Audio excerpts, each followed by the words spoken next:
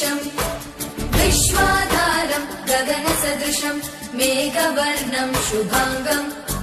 लक्ष्मीकान्तम् कमलनयनम् योगिविद्यानगम्यम्